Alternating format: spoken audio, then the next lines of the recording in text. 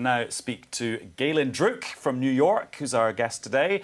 He works on the 538 website and blog and podcast, which is a big stato nerd fest about American politics, a bit like a podcast called Brexitcast, I might like to mention. Welcome to the programme, Galen. So, you were watching the big debate for the Democratic Party last night. Was it an enjoyable watch, would you say? Hi, thanks for having me. Was it an enjoyable watch? You know, it was enjoyable for Kamala Harris supporters. They watched her do quite the job against Vice President Joe Biden.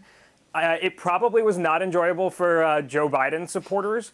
But of course, you know, we'll see. We have yet to actually see the polls in response to this debate. So we'll see how things shake out. OK, there's lots to discuss about it then, not least just the number of candidates. There were 10 people on stage last night, which means it quite often ended up a bit like this.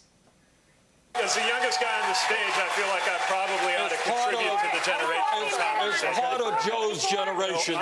Please, we will let you all speak. Senator Harris. You can't afford to wait for evolution on these issues. Hey, guys, you know what? America does not want to witness a food fight. They want to know how we're going to put food on their table. Yes?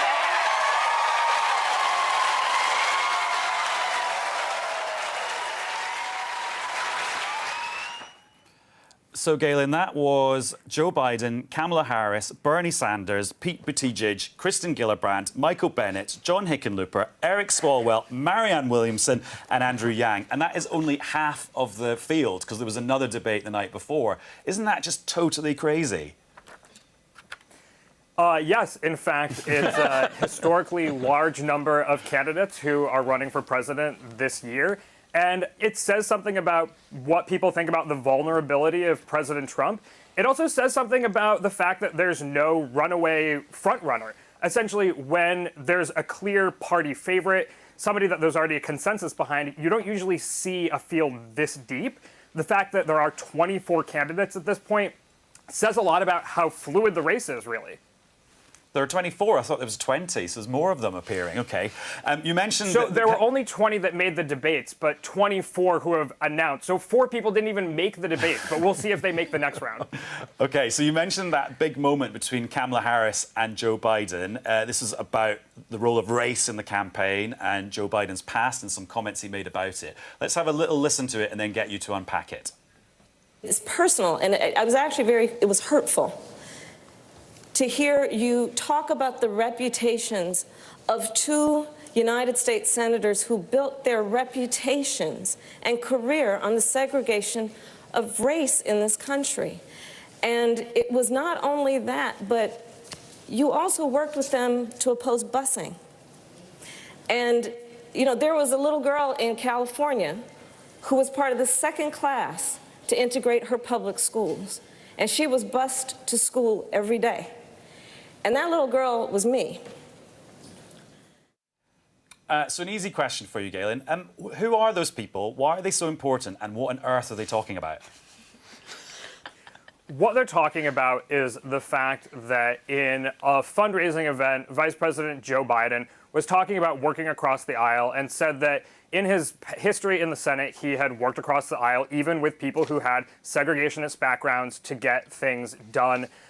You know, she was also bringing up his history on busing and opposing any federal laws enforcing busing, you know, in order to desegregate schools.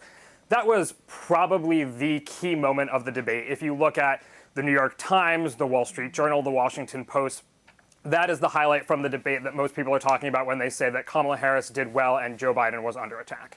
And, of course, busing is this idea that you get kids from one neighbourhood to go to school in another one and kids from a different neighbourhood to go to that one, so that you get a much more kind of mixed school population.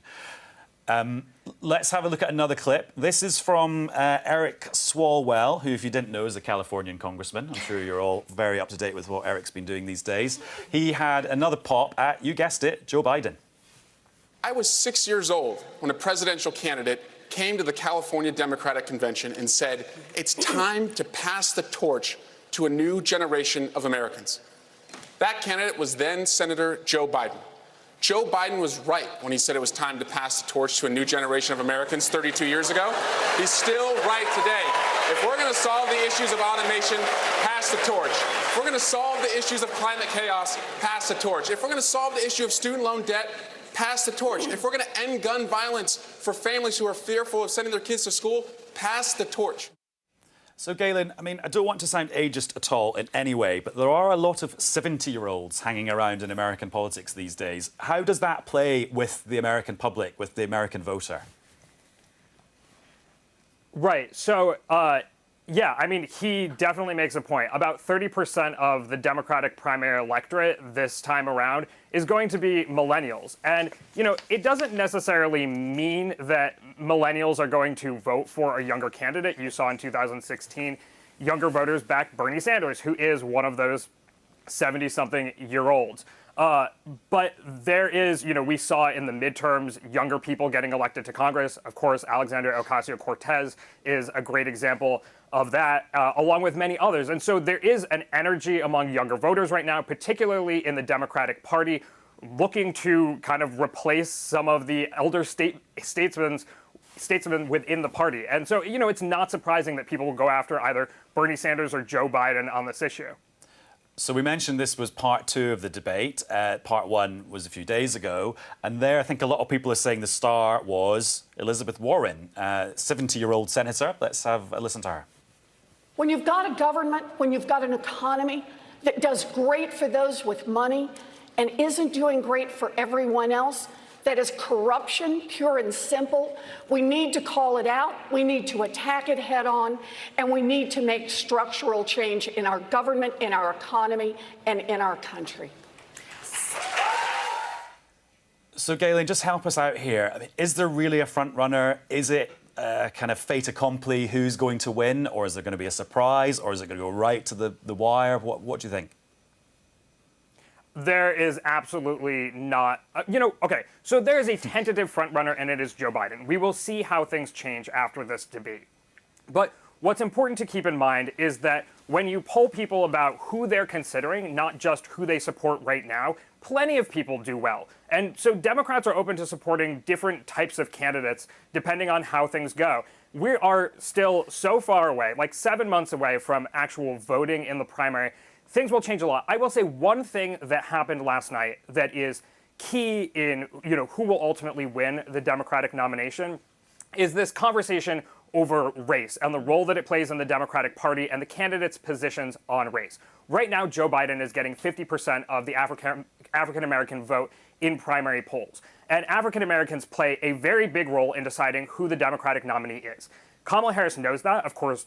She's a mixed race woman, and she wants to do well among that section of the electorate. And so it's important to watch after last night's debate if we start seeing African-American voters shift towards her away from Joe Biden, because that could be an early indicator that his frontrunner status is imperiled, because that is one of his strongest assets as a tentative frontrunner right now. So keep your eye on that in the coming days for sure.